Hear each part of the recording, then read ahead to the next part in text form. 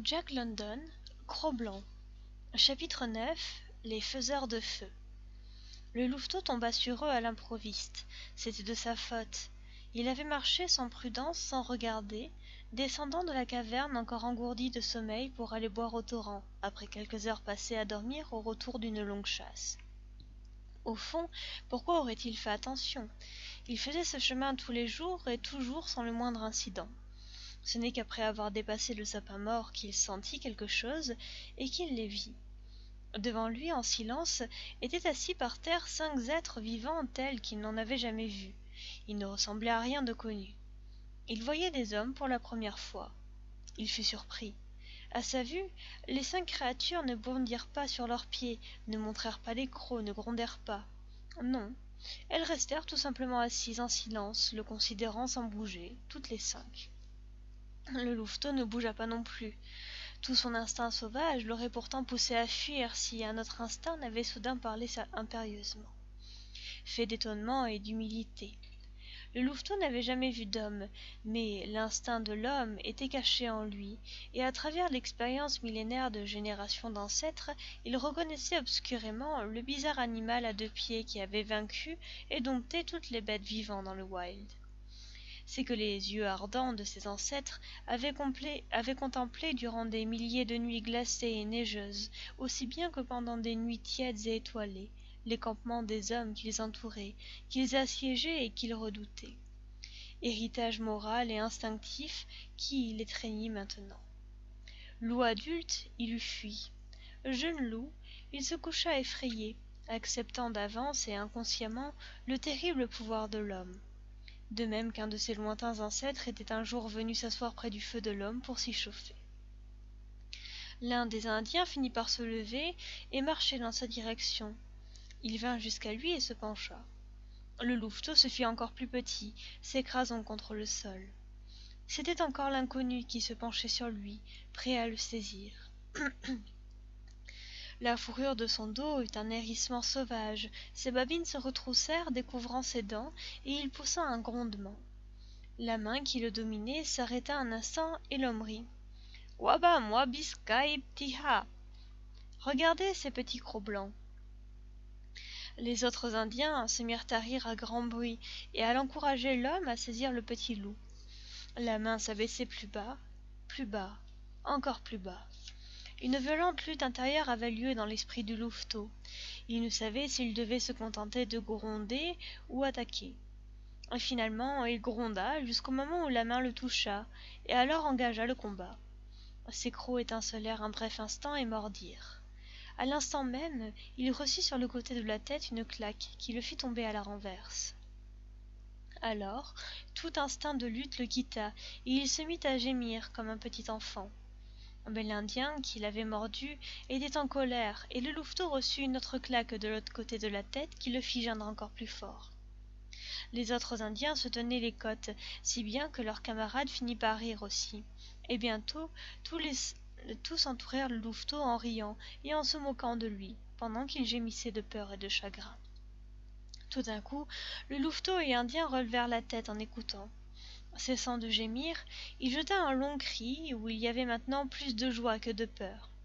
Puis il se tut et attendit avec confiance l'arrivée de sa mère farouche et terrible, qui savait si bien se battre et qui n'avait peur de rien. C'était son galop sans précaution que tous avaient entendu. Elle avait perçu au loin le cri de détresse de son petit et accourait à son secours à travers les pierres et les broussailles, furieuse et prête à la bataille. Le louveteau sauta vers elle avec un petit cri de joie, tandis que les animaux hommes se reculaient en hâte. La louve s'arrêta net près de son louveteau, qui se pressait contre elle et fit face aux Indiens, avec une mauvaise grimace grondante de colère. C'est alors qu'un des hommes poussa un cri. « Quiche !» Voilà ce qu'il cria, avec une intonation de surprise. Et à ce cri, le louveteau sentit hésiter sa mère. « Quiche ! Ici !» cria de nouveau l'homme, cette fois avec un ton de commandement et de dureté. Et le louveteau vit alors, sans rien y comprendre, la louve, la fière et indomptable louve, se courber sur les jarrets jusqu'à ce que son ventre touche à terre, en gémissant et en remuant la queue avec tous les signes de l'humilité et de la soumission. Le louveteau restait ébahi. La peur de l'animal homme le reprenait. Ainsi, son instinct ne l'avait pas trompé. Même sa mère, l'être le plus fort qu'il connût dans le wild, rendait hommage à l'homme et reconnaissait sa loi. L'Indien qui avait parlé vint vers elle. Il posa sa main sur la tête de la louve, et celle-ci ne fit aucun geste pour mordre, elle ne gronda même pas, s'aplatissant sur le sol encore davantage. Les autres Indiens s'étaient rapprochés, et maintenant en cercle ils caressaient et palpaient la louve sans qu'elle eût de mouvement de révolte. Le louveteau décida de faire comme sa mère et se coucha près d'elle, grondant encore, mais sans hargne véritable. Le grand bruit que faisaient les 5 hommes avec leur bouche ne semblait pas dangereux, pour le moment. « Au fond, disait l'un des Indiens fort excité, cela n'a rien d'étonnant. La mère de Kish était une chienne, mais son père était un loup. Son maître, qui était mon frère, l'avait laissé attaché 3 jours et 3 nuits dans la forêt au moment de la saison des amours.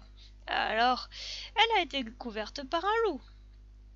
Il y a déjà plus d'un an Castor gris que Kish s'est échappé. Tu comptes bien, langue de saumon. C'était à l'époque de la famine, quand il n'y avait plus de viande à donner aux chiens. Et elle aura vécu avec les loups, dit un 3e Indien. Exactement, 3 aigles, répondit Castor gris. En voici la preuve, ajouta-t-il en caressant le louveteau. Au contact de la main, le louveteau eut un mouvement et grogna. La main se retira et lui administra une taloche. Alors, il rabaissa ses babines et se coucha avec soumission.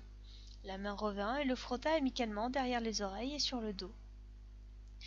« L'un prouve l'autre, reprit Castor gris. Sa mère est évidemment Kish, mais à lui aussi, son père est un loup.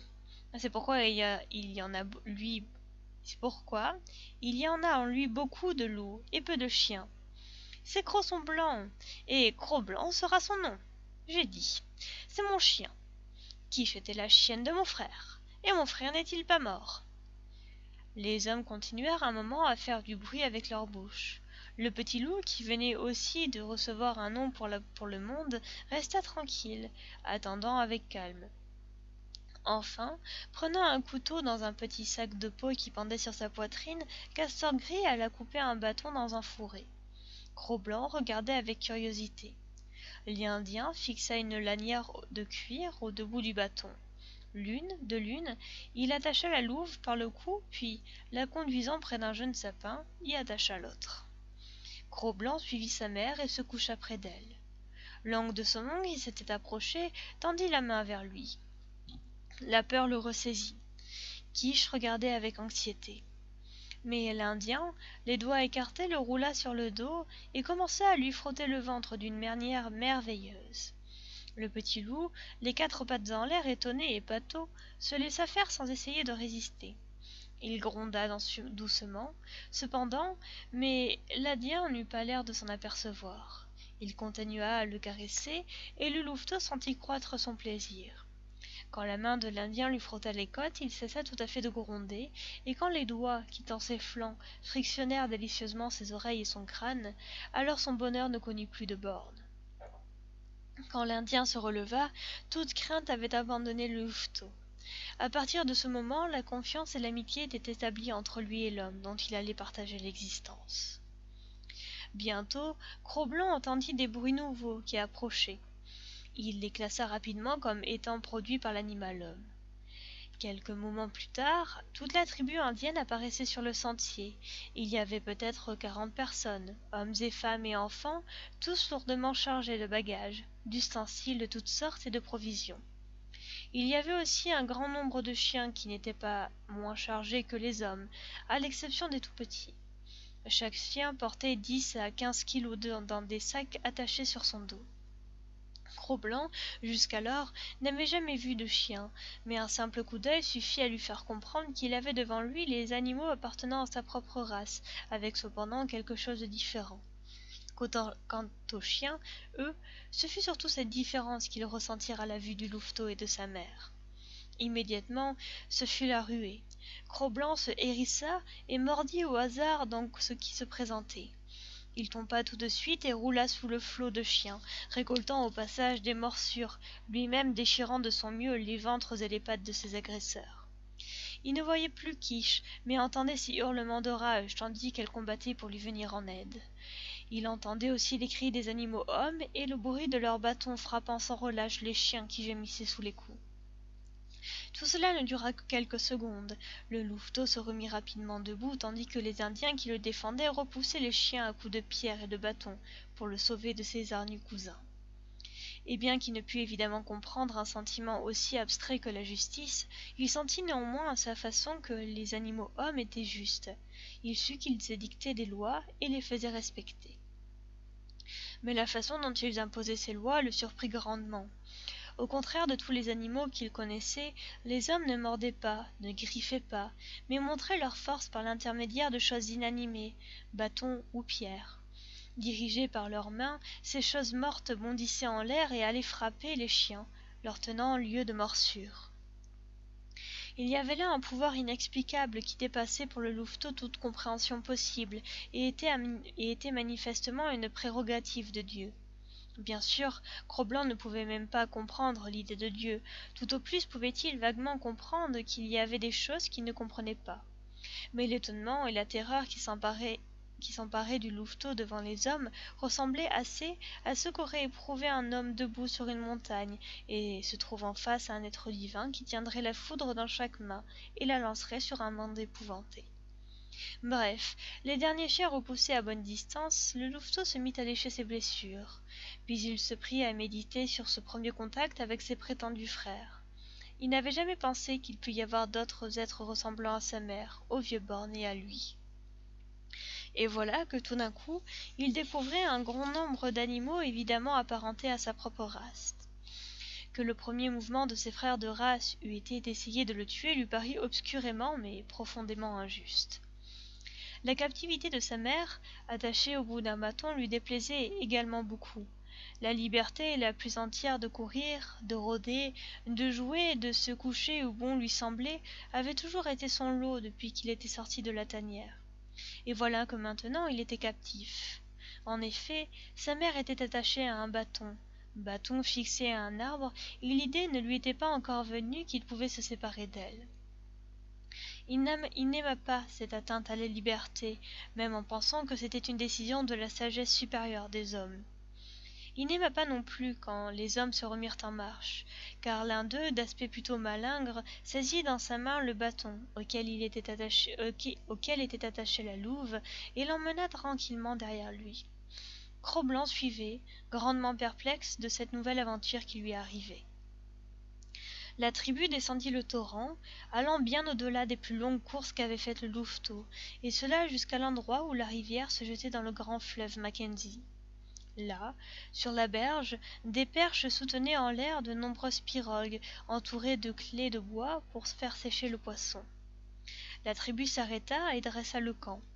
La supériorité des hommes était de plus en plus éclatante. Aux yeux du louveteau, ce spectacle marquait encore davantage leur puissance que leur maîtrise sur les chiens. Il leur était même possible de changer la face du monde. Cela commença par la plantation des perches qui devaient former le camp. Le louveteau regardait, très intéressé. Cette opération était en elle-même peu de chose pour des êtres qui savaient lancer des pierres et des bâtons. Mais lorsqu'il vit les perches se réunir et se couvrir de peaux et de toiles pour former des tentes, alors Cro-Blanc fut stupéfait. Les tentes, d'une grandeur colossale et majestueuse, se levaient de tous côtés, grandissant à vue d'œil comme d'énormes bêtes. Où qu'il se tournât, il n'y avait plus que deux tentes qui le dominaient de toute leur menaçante hauteur. Le vent leur imprimait d'amples mouvements, et lui, effaré, se couchait sur le sol prêt à fuir en cas d'attaque. Puis, au bout d'un moment, sa peur se calma. Il vit que des femmes et des enfants y entraient et en ressortaient sans mal apparent, que des chiens essayaient aussi d'y entrer. Il est vrai qu'ils en étaient rapidement chassés par des bâtons et des pierres volantes. Bientôt, quittant sa mère, Cro-Blanc s'éloigna en rampant avec précaution vers la tente la plus proche. Les derniers pouces à franchir pour y arriver furent traversés avec un redoublement de prudence et un maximum de précaution. Les événements précédents le faisaient s'attendre à tout de la part de l'inconnu, surtout depuis la rencontre des hommes. Enfin, son nez toucha prudemment l'enveloppe de peau de la tente. Il flaira. Cela sentait une odeur bizarre, animal et imprégné à la fois du fumet particulier de l'homme. Il ne se passa rien. Alors, prenant doucement l'enveloppe de la tente entre ses dents, il donna une petite secousse pour voir. Il ne se passa rien, excepté qu'une partie de la tente se mit à remuer. Enhardi, il secoua plus fort, le mouvement s'amplifia. Enchanté, il secoua plus fort, ravi de voir la tente s'animer peu à peu tout entière sous ses secousses. Il ne se tenait plus de joie lorsqu'un concert de cris et d'imprécations jaillit de la tente en langue indienne. Pour le coup, il abandonna là la tente et déguerpit se réfugier auprès de sa mère. Mais jamais plus, depuis lors, il n'eut peur des tentes des Indiens. Cette émotion calmée, Cro-Blanc s'écarta à nouveau de sa mère et descendit la pente en direction de la rivière. Il rencontra bientôt un jeune chien, un peu plus âgé que lui et un peu plus grand, qui venait à pas comptés, cherchant la bataille sous des dehors indifférents. Ce chien s'appelait Lip Lip, comme le petit loup le sut par la suite en l'entendant appeler par les Indiens.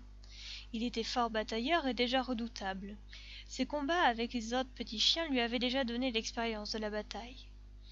Il était de cette race des chiens loups qui avaient le plus de parenté avec Cro-Blanc. Comme il était jeune et semblait peu dangereux, le louveteau s'apprêta à l'accueillir en ami et à lui faire la fête. Mais lorsqu'il vit la démarche de l'autre se ralentir et ses babines retroussées montrer les dents, il se raidit lui aussi et montra les crocs. Tous deux se mirent à tourner l'un autour de l'autre, hérissés et grognants. Cela dura plusieurs minutes, et Cro-Blanc commençait à s'amuser de ce qu'il croyait un jeu, lorsque d'un bond, Lip Lip se jeta sur lui porta un coup de dent rapide et s'écarta d'un saut. La morsure atteignit le louveteau à l'épaule, celle qui avait été blessée par le lynx et qui était restée douloureuse à l'intérieur. La surprise et la douleur lui arrachèrent un cri perçant. L'instant d'après, il était déjà sur Lip Lip et le mordait férocement. Mais Lip Lip n'en était pas à sa première bataille. 3, 4, 6 fois, il recommença la manœuvre, frappant chaque fois Cro-Blanc.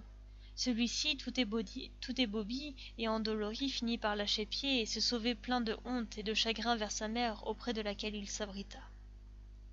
Quiche le lécha doucement et tenta maternellement de l'empêcher de repartir loin d'elle.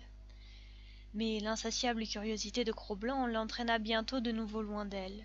Ce ne devait d'ailleurs pas être la dernière bataille de Cro-Blanc avec Lip Lip, car, dès ce moment, ils se trouvèrent en quelque sorte d'ennemis d'enfance. Oublieux de la raclée qu'il avait reçue, il repartit donc bientôt le nez au vent. Un groupe attira son attention. Il y reconnut Castor Gris, qui, assis sur les talons, semblait fort occupé avec des morceaux de bois et des brins de mousse. Le louveteau s'approcha. Castor Gris fit avec sa bouche de drôles de bruits à son attention, que Cro-Blanc jugea n'être pas hostile. Il s'approcha donc plus près. Il s'agissait évidemment de la grande affaire du moment, car des femmes et des enfants apportaient à l'Indien de nouvelles poignées de mousse et des morceaux de bois en grand nombre. Cro-Blanc s'approcha jusqu'à toucher du nez le genou du terrible animal homme, tant sa curiosité était déguisée. Et soudain, il vit s'élever entre les mains de Castor Gris une sorte de brouillard odorant, qui s'élevait des poignées de mousse, puis rampait sur les morceaux de bois, quelque chose de vivant et de tournoyant qui était dans la même couleur que le ciel. Cro-Blanc n'avait jamais vu de feu. La flamme qui commençait à crépiter joyeusement l'attira comme la lumière l'avait attiré dans la caverne. Il avança en rampant vers la chose brillante. Il entendit Castor Gris éclater de rire au-dessus de lui, mais le bruit n'était pas non plus hostile. Alors, il flaira de tout près la flamme brillante, et sortit sa petite langue pour la lécher et voir quel goût elle avait. Pendant une demi-seconde, il resta absolument paralysé. L'inconnu, qui était encore caché parmi la mousse et les brindilles, l'avait férocement saisi par le nez et ne le lâchait plus. Il bondit en arrière dans un concert de glapissements affolés. Attaché à son piquet, Quiche bondissait en tous sens, furieuse de ne pouvoir voler au secours de son louveteau. Castor Gris, lui, pleurant de rire, se tapait les cuisses avec les mains, racontant à tout le monde la mésaventure du louveteau jusqu'à ce que tout le campement ne fût plus qu'un vaste éclat de rire.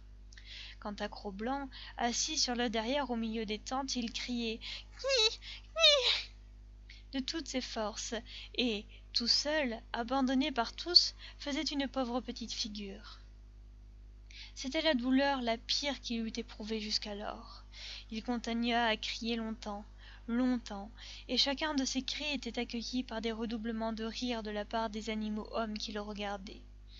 Il essaya d'adoucir la brûlure de son nez en la léchant, mais les deux douleurs juxtaposées ne firent qu'en produire une plus intense, et il glapit avec plus de désespoir encore. Puis le chagrin le prit, et la honte. Il comprit que les rires qui le saluaient étaient destinés à se moquer de lui.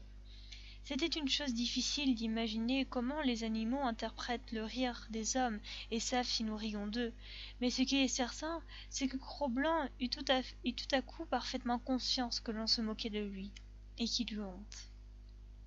Alors, il s'enfuit, non pas à cause de l'affreuse douleur qu'il ressentait, mais parce qu'on s'en moquait de lui, et qu'il était profondément vexé. Et il s'enfuit vers Kiche, qui à moitié étranglée de fureur bondissait comme une enragée au bout de son bâton, vers sa mère la louve, le seul être au monde qui ne riait pas de lui. Quand le soir tomba, puis que vint la nuit, le nez et la langue de Cro-Blanc étaient encore tuméfiés, mais la souffrance commençait à se calmer. Et Cro-Blanc avait maintenant un plus grand sujet de réflexion. Il avait la nostalgie de la tanière où il était né, de la tranquille caverne au-dessus du torrent, près du sapin mort. Ici, la vie était trop peuplée. Il y avait trop d'hommes, d'enfants, de femmes aux voix perçantes, faisant tous ces bruits agaçants, trop de chiens qui hurlaient à tout propos et ajoutaient à la confusion. Il était fatigué et inquiet avec la crainte perpétuelle d'une catastrophe prête à venir. Il regardait sans aménité aller et venir devant les feux les animaux hommes. Pourtant, c'étaient là des êtres puissants qui disposaient de l'inconnu, faisaient mouvoir les pierres et les bâtons, et qui faisaient jaillir du bois et de la mousse cette horrible chose couleur de soleil, qui vivait et qui mordait. Les hommes animaux étaient des faiseurs de feu. Oui, les animaux hommes étaient des dieux. Fin du chapitre 9.